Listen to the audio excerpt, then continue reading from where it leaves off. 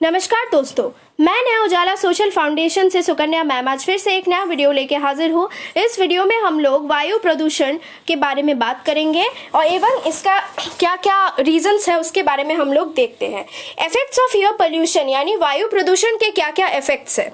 सबसे पहला है कि डिजीज, जो कॉजेज देखे थे हम पिछले वीडियो में, इस वीडियो में हम लोग इफेक्ट्स के बारे में बात करते हैं। इफेक्ट्स में क्या है, इफेक्ट्स में डिजीजेस लिखा है यानी रोग, यानी कि air pollution has resulted in several respiratory disorders and heart diseases among humans. The cases of lung cancer have increased in the last few decades. Children living near polluted areas are more prone to the pneumonia and asthma.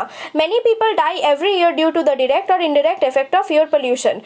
तो रोग, different रोग जो होते हैं ये वायु प्रदूषण के कारण होते हैं एवं मनुष्य में कई श्वसन संविधि विकार हम लोग देख रहे हैं कि श्वसन प्रणाली में मनुष्य के बहुत सारे डिजीजेस उभर के आ रहे हैं। इसके अलावा लंग कैंसर यानी फेफड़े में कैंसर का मात्रा भी बढ़ जा रहा है एवं चिल्ड्रन में, बच्चों में न्यूमोनिया, अस्थमा का रेट भी बढ़ते जा रहा है। तो डिजीजेस जो है, रोग जो है, ये बहुत ज़्यादा धीरे धीरे बढ़ रहा है। तो एयर पोल्यूशन को, इसीलिए हम लोगों का प्राइम काम है कि हम लोग एयर पोल्यूशन का मात्रा कम करें। नेक्स्ट क्या है, नेक्स्ट ग्लोबल वार्मिंग के बारे में बात किया है। तो सबसे पहले ग्लोबल वार्मिंग क्या है हम लोग बात कर लेते हैं। ग्लोबल वार्मिंग यानी अर्थ का टेम्परेचर जो नॉर्मल टेम्परेचर है उससे ज़्यादा बढ़ जाना को हम लोग क्या कह रहे हैं, ग्लोबल वार्मिंग कह रहे हैं। एवं ये क्यों होता है, ग्रीन हाउस गैसेस जो कि हमारे अर्थ में मौजूद है, इसका प्राइम काम है कि ये सन से जो रेज हम लोगों के यहाँ पे आते हैं, यूवी रेज आता है, वो यूवी रेज को छान कर ओजोन लेयर से छानते हुए ग्रीन हाउस गैसेस का काम होता है कि अर्थ के हीट को अर्थ में ट्रैप करके रखना। क्योंकि जो इंसान है ये लोग ठंडे में जी नहीं पाएंगे, अर्थ ठंडा पड़ जाएगा, अर्थ फ्रोजन हो जाएगा तो हम लोग जीवित नहीं रह पाएंगे। And that is why it is very important कि हम लोग क्या करेंगे, हम लोग ग्रीन हाउस गैसेस को प्रॉपर मात्रा में मेंटेन करेंगे। जब ये ग्रीन हाउस गैसेस बढ़ जा रहे हैं तो अर्थ का टेम्परेचर ऑटोमेटिक बढ़ जा रहा है and this is resulting into global warming. तो चलिए क्या लिखा है, पढ़ते हैं। Due to emission of the greenhouse gases there is an imbalance in the gaseous composition of the atmosphere. This has led to increase in the temperature of the earth. This increase in the Earth's temperature is known as global warming. This has resulted in melting of the glaciers and an increase in the sea levels. Many areas are submerged underwater. तो global warming के cases कारण क्या हो रहा है, global warming के कारण glaciers melt हो रहा है एवं जो सी लेवल है ये भी घटते जा रहा है एवं कई सारे एरियाज क्या हो रहे हैं, सबमर्ज हो जा रहा है। नेक्स्ट है एसिड रेन। एसिड रेन यानी हमारे अम्ल वर्षा के बारे में हम लोग बात कर रहे हैं। The burning of the fossil fuel releases harmful gases such as nitrogen oxides and sulfur oxides in the air.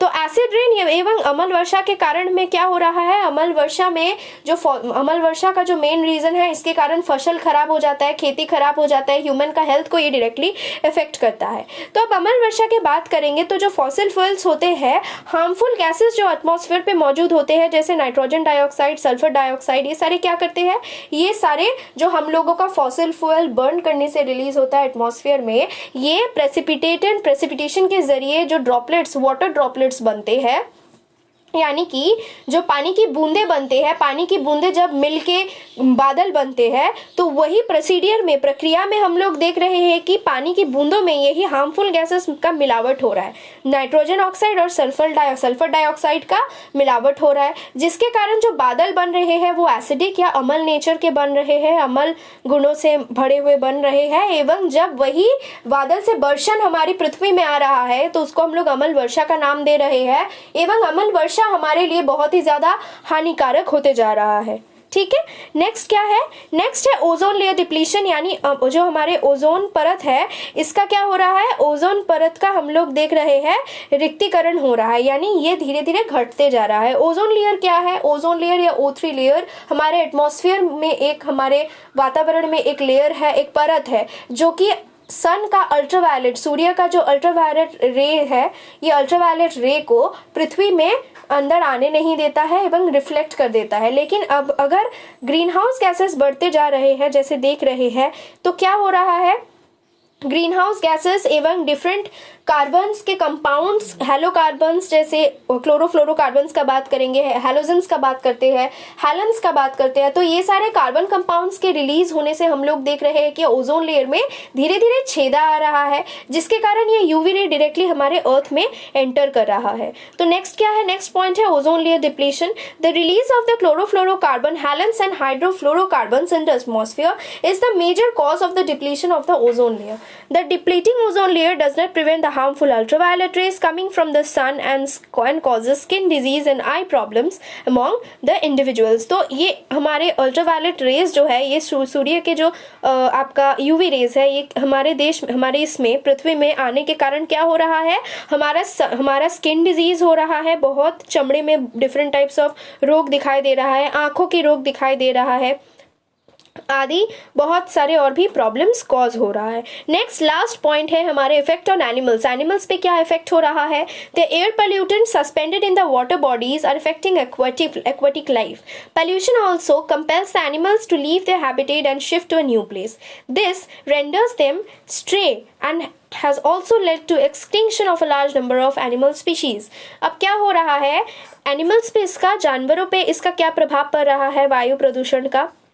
वायु प्रदूषण के कारण में हम लोग देख रहे हैं कि जो हार्मफुल चीज़ें वाटर बॉडीज में रिलीज हो रहे हैं, जैसे कि हम लोग इंडस्ट्रीज के बात करेंगे तो जो हार्मफुल ये गैसेस उसमें से रिलीज हो रहा है वो वातावरण में मिल रहा है। लेकिन जब ये एक्वाटिक एनिमल्स वही वातावरण में मौजूद एयर जब पानी के साथ like it is mixing this acid rain या फिर अमल वर्षा की बात किए तो उसके पानी अगर समुद्र में पड़ रहा है तो धीरे धीरे ये वहाँ का भी नेचर या एक्वाटिक लाइफ का या हमारे जो भी जल हमारा ये है जल प्राणी है इनके हेल्थ को भी ये इफेक्ट कर रहा है। कोरल रीफ्स जो होते हैं, जो ग्रेट रीफ बैरियर का बात करेंगे हम हमारे अगर अंडमान निकोबार में जो मौजूद है कोरल रीफ्स, ये सारे क्या हो रहे हैं, ये सारे धीरे धीरे घटता जा रहा है ना। ये कोरल रीफ्स इतना इंपॉर्टेंट क्यों है, क्योंकि इसमें कई तरह के स्पीशीज होते हैं एनिमल का जो कि ये कई हमारे लाइक ये कई सदियों से पुरतों से हमारे यहाँ पे हम लोग जिसको देखते हैं सुनते हैं जो कि एक्सटिंक्ट होते जा रहे हैं, वैसे ही जानवर कोरल रीफ्स में कई मिले हैं, कई इसका स्पीशीज मिला है, इसीलिए कोरल रीफ का घटना भी बहुत खतरनाक होते जा रहा है। This renders them stray and has also led to extinction of a large numbers of animal species. अब जैसे ही वाटर पोल्यूशन बढ़ रहा है, इसके कारण क्या हो रहा है, जो एनिमल्स है वो सारे मर रहे हैं, वो लोग अपना घर छोड़ के दूसरा जगह में माइग्रेट कर रहे हैं रहने के लिए, which is leading to over population and it is also affecting the natural habitat of another place।